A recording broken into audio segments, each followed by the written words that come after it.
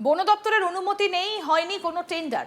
জাতীয় সড়কের 4 লেন সম্প্রসারণের জন্য গাছ কাটা পড়বে তা জেনে আগেভাগে অনুমতির তোয়াক্কা না করেই আলিপুরদুয়ার 2 নম্বর ব্লকের চাপড়ের পাড় 1 নম্বর গ্রাম পঞ্চায়েত এলাকায় চলছে গাছ কাটার কাজ।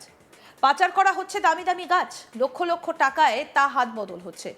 এই অনৈতিক কাজে চাপড়ের পাড় 1 নম্বর গ্রাম পঞ্চায়েতের প্রধান মাধবী রায়ের স্বামী রবীন্দ্র দাস, তিনিও একসময় চাপড়ের পাড় 1 নম্বর গ্রাম পঞ্চায়েতের প্রধান ছিলেন, এখন তৃণমূল নেতা।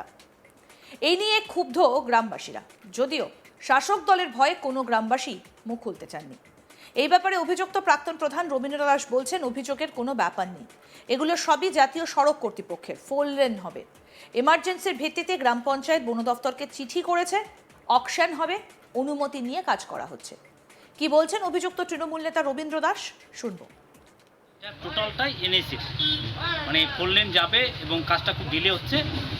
এনএস আইওসি এবং ডিসিসি মিলে ইমার্জেন্সি ভিত্তিতে গ্রাম পঞ্চায়েতকে চিঠি করে যে একটা ডাল কাটতে হবে, এবং সেই মোতাবেক আমরা ফরেস্টকেও চিঠি লিখি, বিডিওকেও চিঠি লিখি, এবং ডালটা কাটার পরে এই ডালটা সমেত বাকি গাছগুলো অকশন হবে, এবং সেটা প্রসিডিওর মতো গভর্নমেন্ট প্রসিডিওর যা আছে ফরেস্টের থেকে রেঞ্জার সেটা পারমিশন করে। এটুকুই, পাবলিক হয়তো বাইরের থেকে অনেক কিছু ভাবতেছে। আর এটা একদম টোটাল ল্যান্ড গাছ সব এনেছে। এটা গভর্নমেন্টকে ওরা একদম পাবলিকে পয়সা দিয়েই, মানে যতটুকু ল্যান্ড পড়ছে সেটা একদম প্রোপটা দিয়েই ওরা কাজে নামছে। এবং কাজটা যেহেতু ডিলে হচ্ছে, ইমার্জেন্সি কাজ করার জন্য ওদের ওই ক্যান দেখবেন, ক্যান ট্যান ওদের আছে, ক্যানগুলো গাড়াগুলো চেক করবে, যার জন্য ডালটা কাটবে। আর বাকি সব কিছু টেন্ডার হবে, গভর্নমেন্ট প্রসিডিওর মধ্যেই হচ্ছে, কোনো সমস্যা নেই। পারমিশন নেওয়া হয়েছে? হ্যাঁ, পারমিশন নিয়েই তো কাজ করছে। এইগুলো কার অধীনে আছে? এগুলো এটা অ্যাকচুয়াল এনএস গ্রাম পঞ্চায়েতকে এসে করছে। গ্রাম পঞ্চায়েত এবং এসে করে গভর্নমেন্ট যা প্রসিডিওর আছে।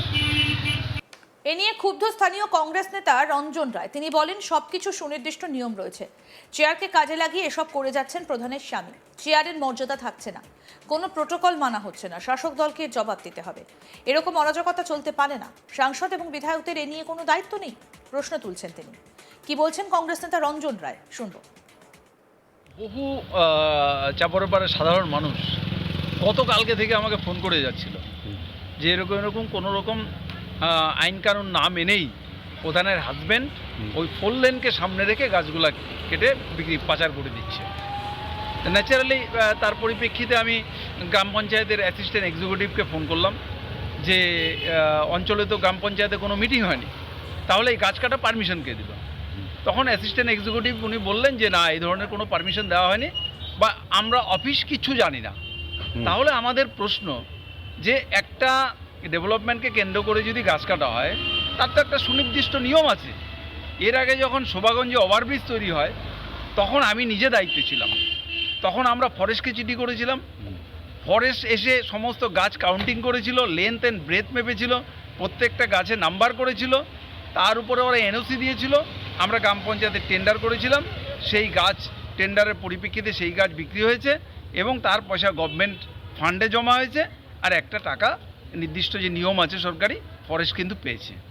তাহলে আজকে যে প্রধানের হাজব্যান্ড আইনকে বৃদ্ধাঙ্গষ্ট দেখিয়ে গ্রাম পঞ্চায়েতকে অন্ধকারে রেখে সেই চেয়ারটাকে ব্যবহার করে এই যে অবৈধ কাজগুলি করে যাচ্ছে, তাহলে তার বিরুদ্ধে প্রশাসন ব্যবস্থা নেবে না কেন?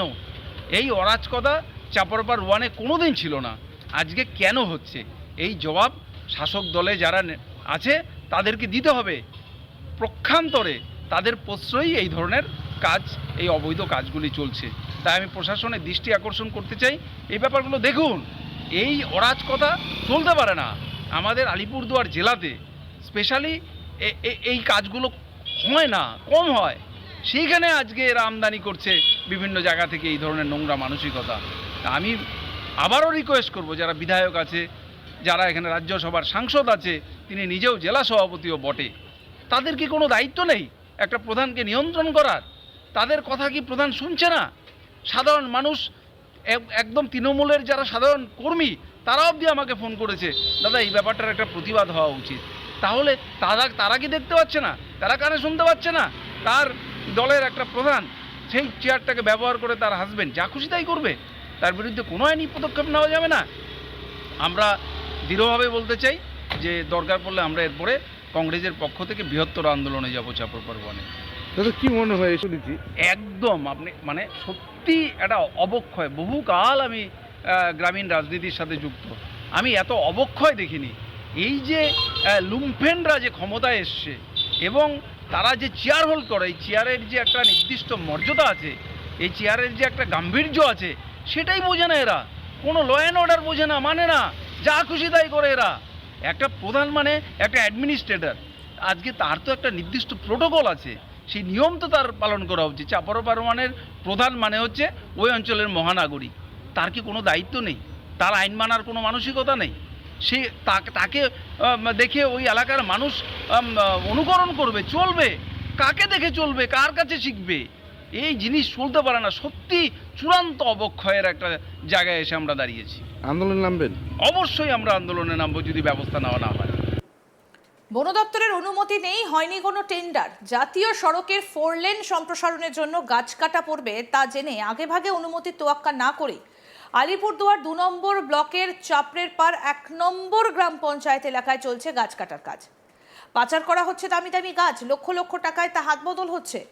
এই অনৈতিক কাজে যুক্ত চাপড়ের পাড় 1 নম্বর গ্রাম পঞ্চায়েতের প্রধান মাধবী রায়ের স্বামী রবীন্দ্র দাস।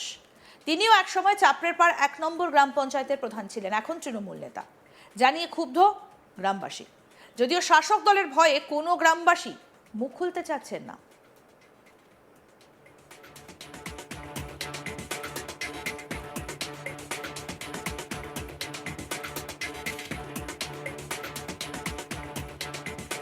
এ ব্যাপারে অভিযুক্ত প্রাক্তন প্রধান রবীন্দ্র দাস বলছেন, অভিযোগের কোনো ব্যাপার নেই, এগুলো সবই জাতীয় সড়ক কর্তৃপক্ষের। 4 লেন হবে, এমার্জেন্সির ভিত্তিতে পঞ্চায়েত বন দফতরকে চিঠি দিয়েছে, অকশন হবে, অনুমতি নিয়ে কাজ করা হচ্ছে। কি বলছেন অভিযুক্ত তৃণমূল নেতা রবীন্দ্র দাস, আসুন আরেকবার শোনাই। এটা টোটালটাই এনএস, মানে 4 লেন যাবে এবং কাজটা খুব ডিলে হচ্ছে। এনএস, আইওসি এবং ডিসিসি মিলে ইমার্জেন্সি ভিত্তিতে গ্রাম পঞ্চায়েতকে চিঠি করে যে একটা ডাল কাটতে হবে, এবং সেই মোতাবেক আমরা ফরেস্টকেও চিঠি লিখি, বিডিওকেও চিঠি লিখি, এবং ডালটা কাটার পরে এই ডালটা সমেত বাকি গাছগুলো অকশন হবে, এবং সেটা প্রসিডিওর মতো গভর্নমেন্ট প্রসিডিওর যা আছে ফরেস্টের থেকে রেঞ্জার সেটা পারমিশন করে। এটুকাই, পাবলিক হয়তো বাইরের থেকে অনেক কিছু ভাবতেছে। আর এটা একদম টোটাল ল্যান্ড গাছ সব এনেছে। এটা গভর্নমেন্টকে ওরা একদম পাবলিককে পয়সা দিয়েই, মানে যতটুকু ল্যান্ড পড়ছে সেটা একদম প্রোপটা দিয়েই ওরা কাজে নামছে। এবং কাজটা যেহেতু ডিলে হচ্ছে, ইমার্জেন্সি কাজ করার জন্য ওদের ওই ক্যান দেখবেন, ক্যান ট্যান ওদের আছে, ক্যানগুলো গাড়াগুলো সেট করবে, যার জন্য ডালটা কাটবে। আর বাকি সব কিছু টেন্ডার হবে, গভর্নমেন্ট প্রসিডিওর মধ্যেই হচ্ছে, কোনো সমস্যা নেই। পারমিশন নেওয়া হয়েছে? হ্যাঁ, পারমিশন নিয়েই তো কাজ করছে। আরও আপডেট পেতে দেখতে থাকুন আজ তাক বাংলা, সাবস্ক্রাইব করুন, নোটিফিকেশন পেতে বেল বাটন অপশন প্রেস করুন।